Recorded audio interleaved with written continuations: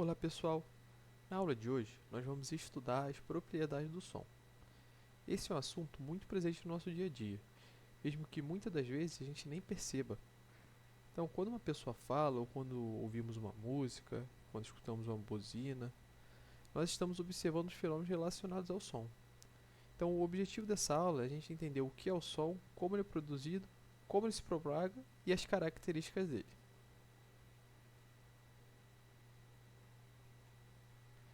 Então, para começar, vamos pensar numa situação comum, quando uma ambulância passa pela gente na rua com a sirene ligada. Quando ela está se aproximando, muitas vezes nós percebemos um som mais fino, mais agudo. E depois que ela passa e começa a se afastar, o som parece mudar, ficando mais grave. Isso não acontece porque a ambulância trocou de sirene no meio do caminho, né? A fonte sonora ela continua a mesma. O que muda é a forma quando as ondas sonoras chegam até o nosso ouvido. Esse fenômeno é chamado do efeito Doppler, mas nós vamos entender melhor no final da aula. Mas, até chegar a ele, vamos entender o que é uma onda sonora. Então, a origem do som. Todo som, ele sempre começa a partir de uma vibração. Então, quando falamos, nossas cordas vocais vibram. Ou quando tocamos um violão, as cordas vibram. Ou batemos em um tambor, a pele do tambor vibra. Essas vibrações, elas empurram as partículas do ar ao redor. Essas partículas elas começam a transmitir essa perturbação para as partículas vizinhas e assim o som vai se propagando. Então, uma ideia importante é: não existe som sem vibração. A vibração é a origem do som.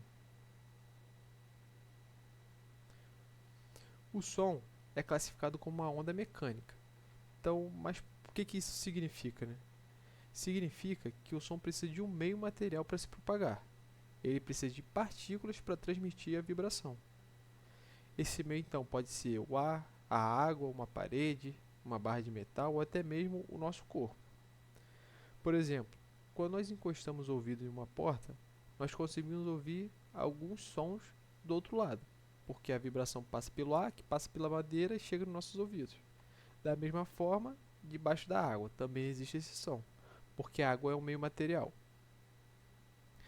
Agora, no vácuo, onde não há partículas, o som ele não se propaga. Então, por isso, no espaço, até uma explosão gigantesca não seria ouvida como nos filmes. Sem ar ou outro meio material, não há como a onda sonora se espalhar. Quando o som se propaga no ar, as moléculas do ar não saem viajando da fonte sonora até o nosso ouvido. O que acontece é diferente. As partículas elas vibram em torno de uma posição e transmitem essa vibração para partículas vizinhas. Em algum momento, as partículas ficam mais próximas umas das outras, nós chamamos isso de compressão, e em outros momentos, elas ficam mais afastadas, chamamos isso de rarefação. Essas sequências de compressões e rarefações se espalham pelo ambiente e é dessa forma que a energia sonora chega até o nosso ouvido. Então, para ouvirmos um som, a onda sonora precisa chegar até o nosso ouvido. E quando essa onda chega, ela faz o nosso tímpano vibrar. O tímpano é uma membrana muito sensível, parecida com uma pelezinha bem fina. Essa vibração é transmitida por estruturas internas do ouvido e depois transformada em sinais nervosos que chegam ao nosso cérebro. Então, ou seja, nós não ouvimos diretamente a onda sonora. O que acontece é que o ouvido capta essa vibração e o cérebro interpreta essa informação como som. Por isso, então, que ouvir é um processo físico e biológico ao mesmo tempo. Agora, falando sobre uma característica muito importante do som, que é a frequência. A frequência ela indica quantas vibrações acontecem em um segundo. A unidade é o Hertz, representada por Hz. Quando a frequência é baixa, nós percebemos um som mais grave. Já quando a frequência é alta, nós percebemos um som mais agudo. Então, quando dizemos que o som é grave ou agudo, nós estamos falando principalmente da frequência da onda sonora.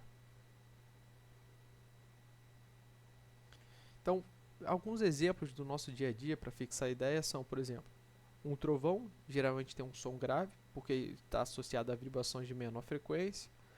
Um tambor também produz sons graves. Já um apito ele produz um som bem agudo, de maior frequência. Também um zumbido de um mosquito. Então, quando escutamos um som e dizemos que ele é fino ou grosso, nós estamos percebendo essas diferenças de frequência. Outra característica importante é a amplitude. A amplitude ela está relacionada com a intensidade do som, ou seja, com o que chamamos do dia a dia de volume. Quando nós aumentamos o volume da televisão, por exemplo, ou do celular, nós estamos aumentando a intensidade sonora percebida. Fisicamente, uma onda com maior amplitude transporta bem mais energia, por isso ela é percebida com um som bem mais forte. Já uma onda de menor amplitude, ela transporta menos energia, sendo percebida com um som mais fraco. Então é bem importante não confundir frequência com amplitude, porque frequência está ligada ao som grave ou agudo, já a amplitude está ligada ao som forte ou fraco.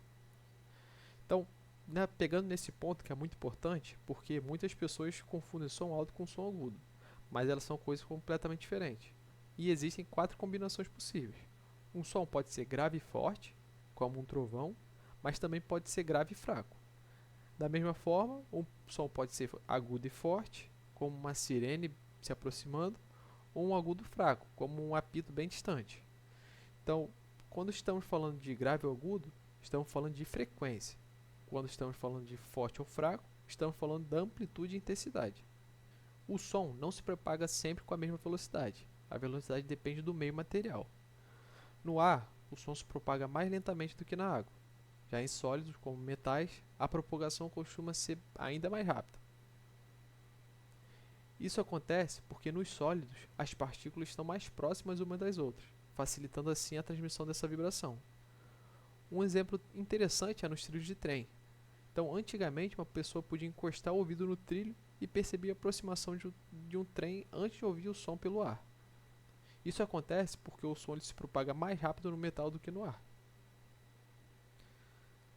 Além da frequência e da amplitude, existe outra grandeza importante, que é o comprimento de onda.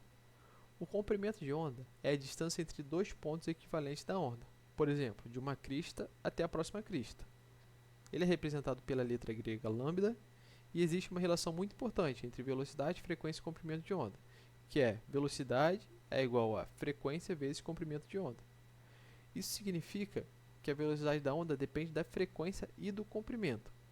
No caso de um som se propagando no mesmo meio, se a frequência aumenta, o comprimento de onda diminui. E se a frequência diminui, o comprimento de onda aumenta. Agora vamos falar do timbre. Então, imagine que um violão e um piano eles toquem exatamente a mesma nota musical, com o mesmo volume. Mesmo assim, conseguimos perceber que um som veio de um violão e o outro veio de um piano. Isso acontece por causa do timbre. O timbre é a característica que permite diferenciar fontes sonoras diferentes, mesmo quando elas produzem os sons com a mesma frequência e mesma intensidade. Então, cada instrumento possui uma forma própria de vibrar. Ele não produz apenas uma frequência pura, mas sim um conjunto de vibrações. Esse conjunto dá uma identidade ao som. Agora falando sobre um pouco sobre o eco e a reflexão do som. O eco ele é um fenômeno relacionado à reflexão do som. Então, quando uma onda sonora ela encontra uma superfície, parte dela pode ser refletida, ou seja, pode voltar. E se essa onda refletida chega ao nosso ouvido, com algum atraso perceptível, nós ouvimos um eco. Isso acontece em lugares abertos, como montanhas ou em ambientes grandes, como galpões, ginásios. Em salas menores, normalmente não percebemos um eco separado, mas pode ocorrer reverberação, que é quando várias reflexões do som se misturam e prolongam a sensação sonora. Agora falando sobre algumas aplicações do som. O estudo do som ele não é apenas teórico, ele tem muitas aplicações na prática. Por exemplo, na medicina, o ultrassom ele usa ondas sonoras de alta frequência para formar imagens internas do corpo humano. Nas navegações, o sonar ele pode ser usado para detectar objetos debaixo d'água, como no fundo do mar, submarinos, peixes.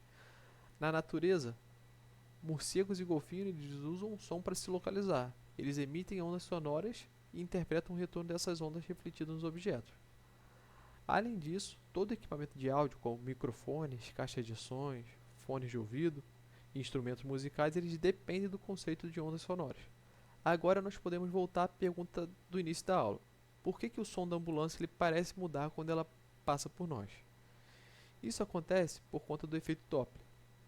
Quando a ambulância se aproxima, ela emite ondas sonoras enquanto está em movimento. As ondas sonoras na frente da ambulância elas ficam mais próximas uma das outras. Para quem está parado na calçada, essas ondas chegam com maior frequência, por isso é percebido como mais agudo. Depois que a ambulância passa e começa a se afastar, as ondas chegam mais espaçadas, a frequência percebida diminui e o som parece mais grave. Então, o efeito Doppler é uma mudança na frequência percebida devido ao movimento relativo entre a fonte sonora e o observador. Espero que tenham gostado e até a próxima.